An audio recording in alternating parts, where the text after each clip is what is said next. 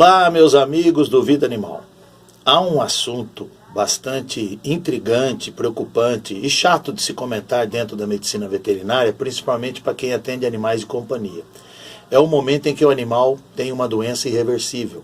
É o momento em que o animal não tem mais condições de se recuperar. E você, como profissional, muitas vezes precisa adotar um procedimento conhecido como eutanásia.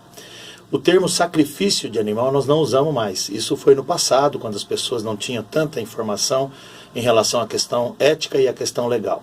A eutanásia é um procedimento amparado por lei, mas é um desafio para o médico veterinário, porque muitas vezes se depara com situações em que o animal tem 15, 18 anos e não tem a recuperação de aquela doença que pode estar acometendo naquele momento.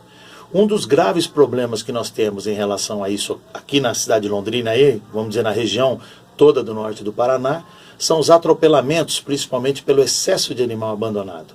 Isso gera um problema muito sério nas vias públicas, os animais acabam sendo atropelados, mutilados, machucados e às vezes a pessoa recorre a uma clínica ou um hospital veterinário, mas não há condições de se recuperar aquele animal em função da gravidade do traumatismo.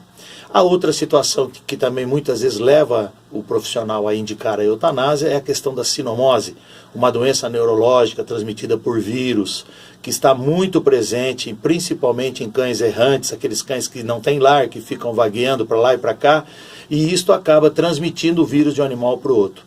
A sinomose é uma doença muito terrível, muito difícil de ser tratada, porque ela passa por uma fase respiratória, digestiva, e a terceira fase é a fase neurológica, que é aquela fase mais cruel, mais dura.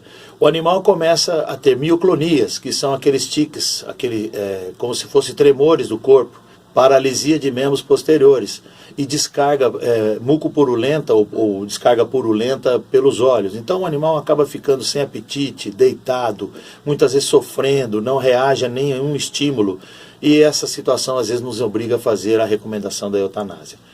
Só para deixar os nossos ouvintes cientes de que hoje o procedimento baseado na lei, ele é totalmente necessário que se faça através de drogas anestésicas, com aprofundamento do plano anestésico. O animal simplesmente não pode receber uma injeção estando consciente. Primeiro ele é sedado para depois então se fazer a aplicação. Esse procedimento, embora seja muito desagradável profissionalmente, mas é a única alternativa que a gente tem para minimizar o sofrimento do animal, porque o animal não tem ninguém por ele a não ser o profissional que cuida de sua saúde.